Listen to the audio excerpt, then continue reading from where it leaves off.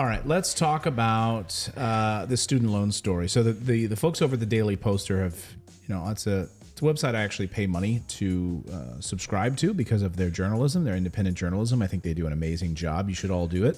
I'm not affiliated with them in any way. I just think they do amazing journalism.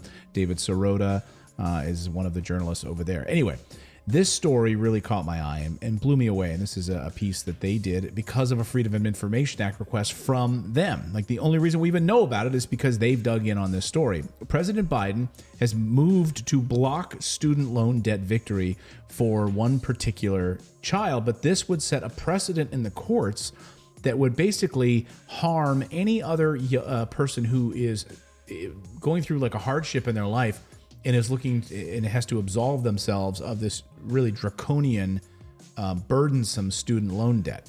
Well, it's not a child. It's a 35-year-old man who had $100,000 of student loan debt. Yeah. And he suffered seizures while he was working as a driver for Uber and Lyft. So he was what they call underemployed. So he had this expensive education, but not high-paying jobs, right? Right. And so he was working his butt off to try to pay off these student loans, couldn't do it, and then became disabled because of these seizures. And so he went to a bankruptcy court, and a bankruptcy judge found that he could then dismiss $100,000 of his student loan debt. The judge signed off on it and even felt some empathy. A lot of times judges don't sign off on someone being disabled and unable then to pay that debt. It's an uphill battle. Bankruptcy is really tough. And the Justice Department under the Biden administration came in and sued to block that, meaning, oh no, we're not going to forgive that guy's six-figure debt. We'd like to slap it back on, please. Stop that.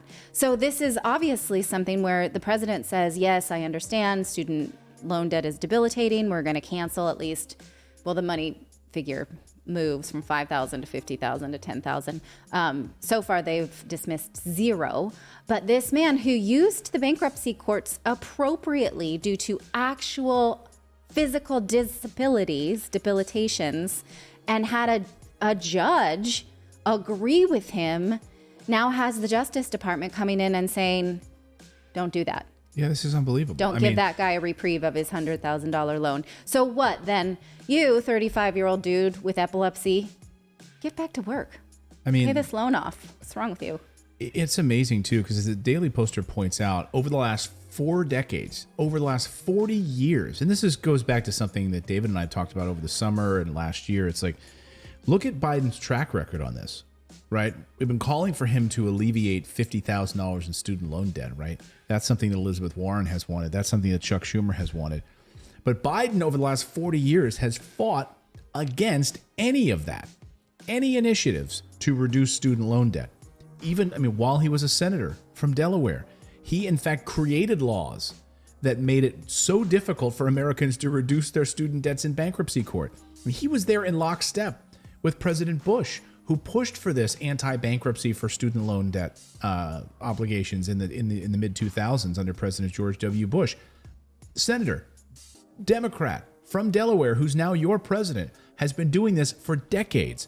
And he promised on the campaign trail a $10,000 reduction in student loan debt, right? He would alleviate that. That hasn't happened, and he could do that with a stroke of a pen, and he hasn't done it. Didn't he promise $50,000 on the campaign trail, then lowered it to $10,000 once he was in office? I thought I remembered it being $50,000 he was promising. I thought it was $10,000 on the campaign trail that he would on the presidential trail. Yeah, specifically according to the Daily Poster, and from what my memory, Biden 50 was, I think, Elizabeth Warren's 50 number. was Elizabeth Warren and Chuck Schumer. I just remember that being part of the conversation. But he said he wanted to immediately cancel a minimum of $10,000 of student loan debt. So that opened the door for more, a minimum of $10,000. Look, let's just start there. He didn't even do that. Zero is the current number. So do you think we're being unfair in blaming him for this when it's the Justice Department that has sued? You can't call Merrick Garland, the person you appointed as the Attorney General. You can't get on the phone and say, "Hey, Merrick, let's not do this." Hey, well, you're not supposed to influence what cases are brought and what aren't. Call Trump. See if he did. I'm not saying. I'm just saying that this is, and absolutely, you're the leader. You appointed the head of the Justice Department. You set the tone for what Right. you want.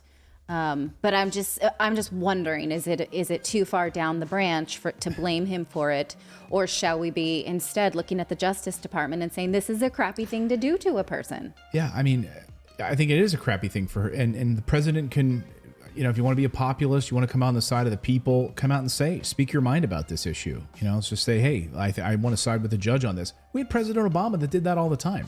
When a judge would make a certain thing or say one thing, he would come out and say something. He got slammed for it quite a bit. Yes. Like you shouldn't be. But hey, I think most Americans would be on the side of you supporting this young guy who can't work, has $100,000 in student loan debt because of this undue hardship. And Well, then furthermore, what's do the we want difference of him going back to work as a Lyft driver who now is prone to seizures? Is that what the Justice Department wants? Like, Yeah. Do I want to go get in back the work, Lyft? work. Do I want to get in his car? No offense. People with seizures usually lose their license right away before they have to go a certain specific amount of time seizure free on medication before they get their license back. But even still, then what's he going to do? Yeah. Go ahead, Right? David. Well, and I was just going to say, like, it's no different than them getting involved in the pardon. Like they pardon prisoners and stuff. So what's the difference here? If they have the power to pardon somebody in that way, then he does have the power to get involved in this. Yeah. I mean, I would like to see him. I mean, I'd rather, it's like, do something and then ask for forgiveness later. Like he comes out and says, Yes. you know what? This is the catalyst that I needed. I saw this happening and you know what? It's time for me to take action. And this could be the catalyst. Yeah. This could be the thing, right? Again, these are the things that I think about, like if I were ever president and I heard, and I was in the White House and I heard this kind of a story, I would gather up my staff and say, enough is enough. Like, let's take action on this. Like, Yeah. what can we do? And do And we hate need Trump. this $100,000 from this guy right now? That So we can bomb other countries with that money? well, we'll talk about that in Yeah. a bit. Go ahead, David. And hate Trump all you want, but at least when he couldn't do things behind the scenes legally, he would tweet and make pressure on these people. Like Yes. Biden could tweet and say, don't do this, this is wrong. And then you see the feedback from people, it gets kind of viral, and that kind of can help this stuff move forward. A final button on this, though, is the bottom piece of this Daily Poster piece. I want to call attention to because this really struck me. So after campaigning on that promise for that $10,000 in student loan debt forgiveness, Biden then pulled back on that, saying, hey, we're going to have to check on this with the education department because I don't know that we have the authority to do this. And soon after Biden took office, he said, we're going to have the education department review that process and see if I do have the authority to cancel student loan debt. For months, the administration has claimed that it's been under legal review. It's been ongoing. It's been almost, it's been over a year now he's been in office, right? This review must be taking a long time at your education department, right? But a public records request filed by the Debt Collective, which is an organization pressuring Biden to cancel student loan debt, revealed that the education department had completed its review in early April 2021. Oh, So they're lying to you, lying straight to your face. The memo detailing the administration's legal authority was highly redacted when it was released in response to the public records request, and top Democrats are now calling on the administration to release an unredacted version of it. So they're lying to you. They're lying to us, and they're lying to us still. it was specifically supposed to be a calculation of how. Whether or not to the president afford it? had the authority, whether the Oh. president had the authority through executive action to eliminate student loan debt, or at Oh. least a portion of it. That report came out in April of last year, and we've heard nothing about it. Why have we not heard about it?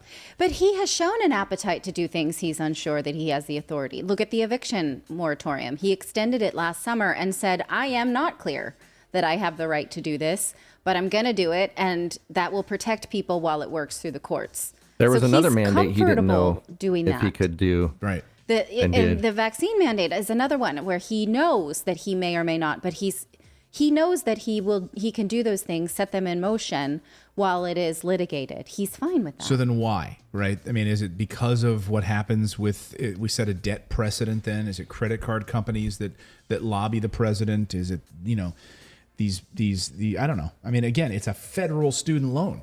So it's not like the Visa is Yeah. behind it. It's not like MasterCard is pushing it.